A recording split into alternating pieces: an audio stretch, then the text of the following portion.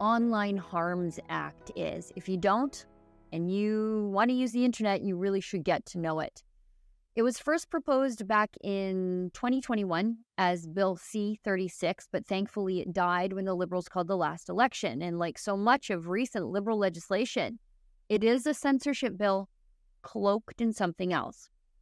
For example, we saw the Liberals introduce C-11 as a way to promote Canadian content.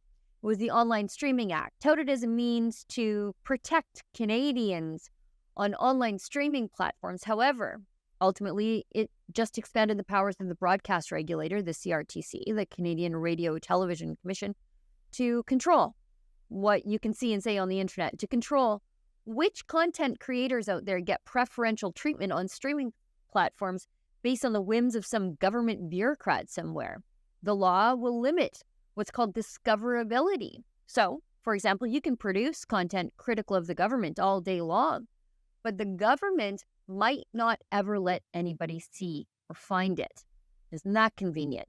Then there's Bill C-18, that's the Online News Act, which was really a shakedown of social media companies to bail out Justin Trudeau's friends and enablers in the mainstream media.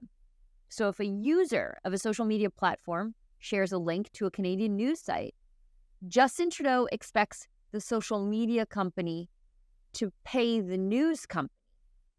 It's like making the paper boy, the delivery person, pay the newspaper company for delivering the newspaper. It was a system that wasn't broken, but Justin Trudeau thought it needed fixing. And now you can't share any links to Canadian news on Facebook or Instagram because Meta, the parent company, didn't pay the shakedown. Now we've got the Online Harms Act. And buckle up for this one. It hasn't been introduced officially in its latest iteration, although Justin Trudeau and the federal government say it's coming very, very soon. The Conservative leader says your bill on hate is about banning speech you hate, and he also called you someone with a woke authoritarian agenda who spent the first half of his adult life as a practicing racist. What's your response to that? My response to the substantive part of that question is Mr. Poilievre hasn't even seen the legislation we're about to put forward next week. He's already telling people exactly what it is and what it isn't. I think responsible leadership is about dealing in facts, actually reading a piece of legislation before he starts telling people what he thinks it does, and then having a rigorous debate in Parliament about how to best protect kids. He's not interested in that. He's interested in hurling insults, in distracting from the fact that he has no plan on housing. He has no plan on childcare. He has no plan on fighting climate change and creating good jobs for the future. He has no plan in terms of building and protecting the kinds of jobs here in Alberta or across the country that people are going to rely on in a transforming world. What does he have a plan for? He has a plan for stoking division, creating fear, throwing out personal insults.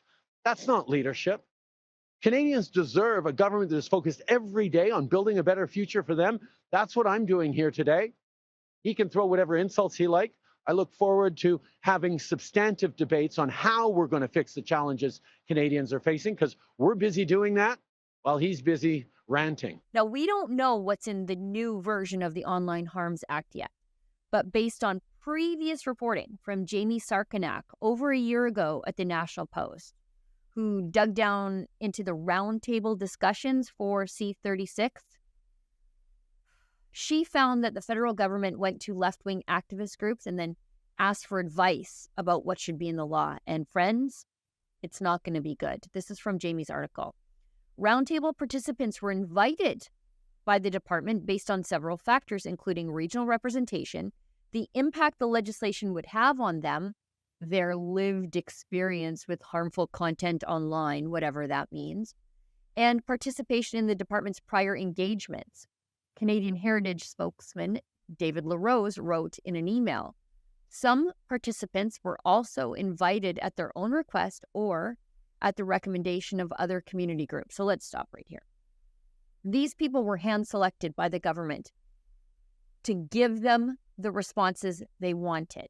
They were invited, and many were already previous participants in government roundtables ostensibly for other censorship pieces of legislation. Or these were people who self-identified as censorious busybodies who wanted to be involved in censoring other Canadians. Let's keep going. The roundtables were largely in agreement. Really? What a shock. With the idea of online censorship, according to Canadian Heritage. Participants believed there was a need for laws that would entail strong enforcement measures for regulating social media to be carried out preferably by a regulator operating at arm's length from the government. Like July's expert panel, the community roundtables called for more protections for youth, online safety education, an ombudsman to field complaints, and government support to assist victims of online harm. Am I going to have to pay for mean tweets and counseling for Rosie Barton when people say they don't like what she does on the CBC? Let's keep going. This feedback isn't all that helpful, however, because we don't know what harm means to these people. It went undefined, and what types of content they view as deserving of censorship. If the feds are concerned about criminal activity, there's a process for that already. Such matters concern the police, not the culture department. If they're concerned about online fights, political disagreements, and other uncomfortable but legal conduct, they shouldn't expect social media companies and the government to play the role of mediator. But the so-called experts are expecting all of this to be in the new legislation, and they just might get it. Look at this. From the other side of the political spectrum, the Toronto Star. At the core of the model for the law is a responsibility to conduct risk assessments on products used by Canadians, a special duty to protect children from harm, the creation of a regulator with the power to investigate and audit platforms, mandate corrective action and impose fines, mandatory data transparency by platforms, and a victim-centered forum for recourse for users impacted by platforms' variable content moderation practices. Or, you could just not go on Twitter or X or Facebook or any of these places that are hurting your feelings. You could do that too without creating an entire bureaucracy to censor Canadians. And while the so-called experts are pushing for this online harms legislation, saying it will protect kids online, there are already, as Jamie pointed out, criminal code measures to deal with sexploitation, child exploitation, sharing of abuse images, revenge porn, etc., etc., etc. The Liberals even say that this legislation would and should protect the likes of Taylor Swift from sexualized AI-generated deepfakes. So, we apparently have to censor all Canadians to make sure that nobody makes computer images of rich singers. But here's what the Liberals don't want you to know, besides that they don't want me to know anything, and I'll get to that in a second.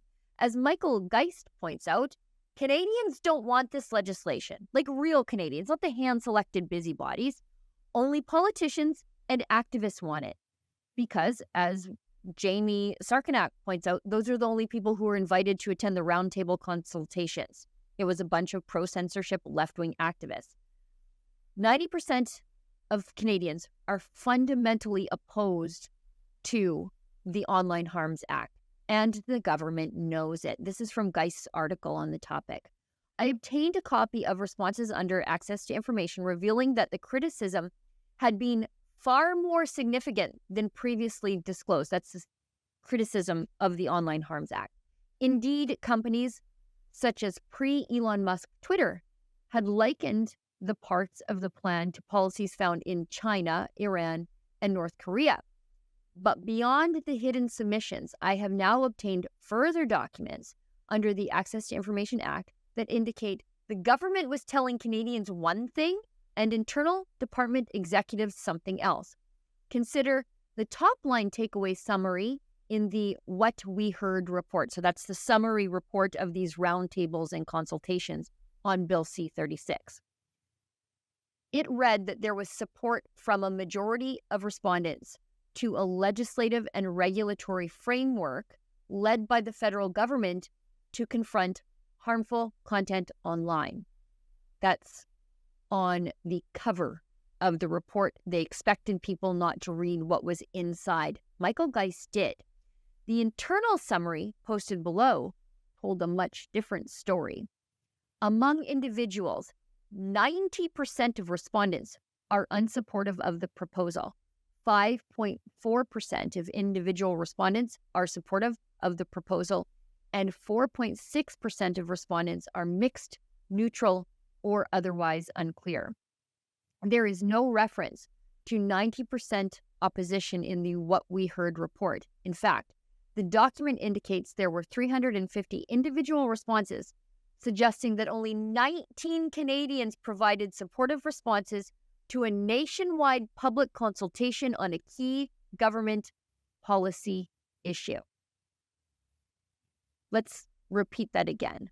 19 Canadians provided supportive responses to a nationwide public consultation on a key government policy issue, a regulator to control the internet.